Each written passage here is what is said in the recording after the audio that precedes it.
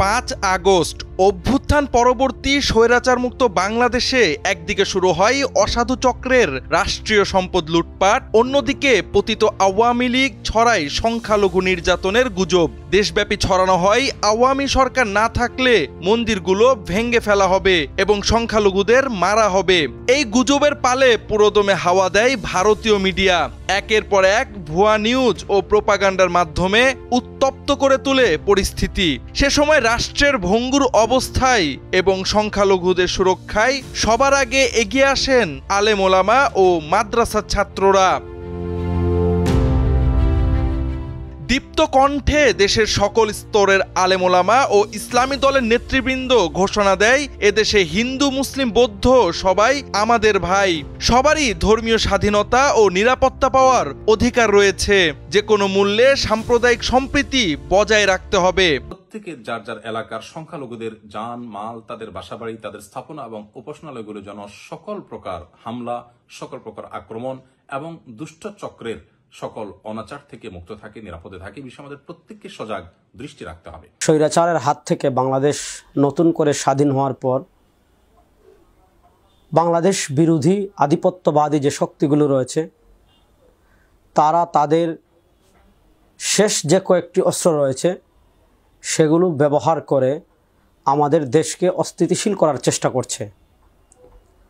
তার ভিতর অন্যতম হলো সংখ্যালঘু নির্যাতন। সুতরাং দেশপ্রেমিক জনতা যারা আছেন আমাদেরকে এই সময় চোখ কান খুবই খোলা রাখতে হবে, সতর্ক থাকতে হবে এবং সংখ্যালঘু যারা আছেন তাদের সর্বোচ্চ নিরাপত্তা নিশ্চিত করতে হবে। প্রেক্ষাপট তখন এমনই ছিল, সংখ্যালঘু নির্যাতনে আলেমরা সরব না হলে আক্রান্ত হতো ধর্মীয় উপাসনালয়গুলো। কিন্তু বাস্তবতা এখন উল্টো। আলেমদের ভূমিকার কথা যেভাবে প্রচার পাওয়ার কথা ছিল আদতে তা হয়নি। অনেক ক্ষেত্রে আলেমদের প্রতি রাষ্ট্র, মিডিয়া ও বিভিন্ন প্রতিষ্ঠানের অবহেলা স্পষ্ট।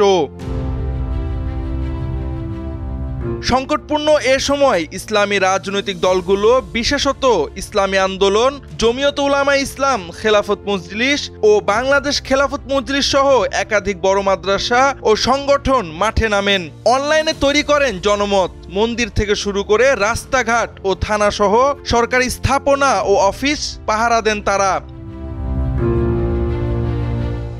আলেম ওলামা ও ইসলামী দলগুলোর সে সময়ের কার্যক্রমে মন্দিরের পুরোহিত থেকে শুরু করে হিন্দু নেতারাও উচ্ছ্বসিত ছিলেন।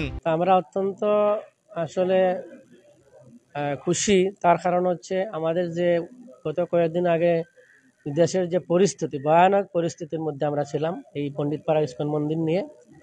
তো আপনারা আজকে যারা আসছেন জমিয়ত, ছাত্র জমিয়ত থেকে, তারা যেভাবে আমাদেরকে সৎসাহ যোগাচ্ছেন আমরা আসলেই সৎসাহ পাচ্ছি এবং আমরা মনে করব যে তাদের সহযোগিতায় আমাদের এই মন্দির অবশ্যই রক্ষা পাবে। যদি এ দেশের আলেম ওলামা সমাজ একটু নিশ্চুপ থাকতো তাহলে বাংলাদেশের সমস্ত হিন্দুর বাড়িতে দাও দাও করে আনন্দ।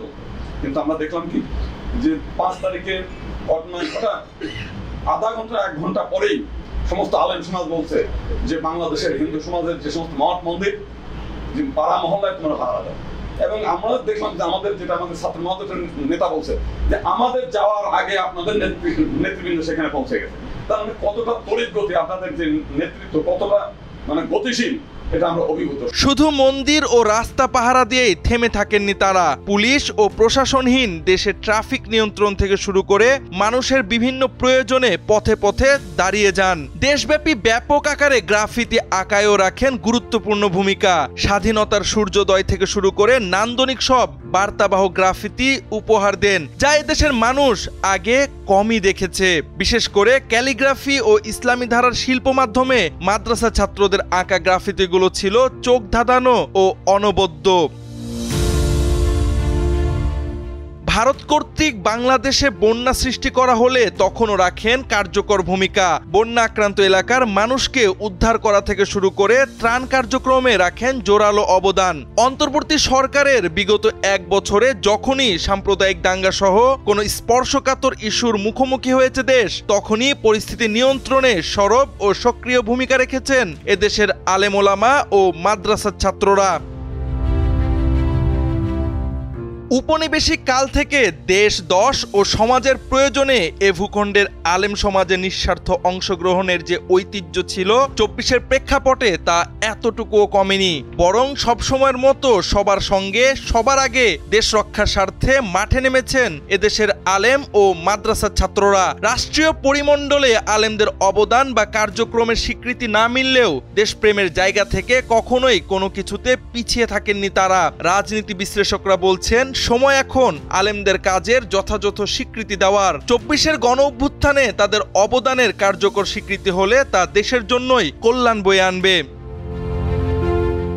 জাওয়াদ আহমদ, সময়ের আলো।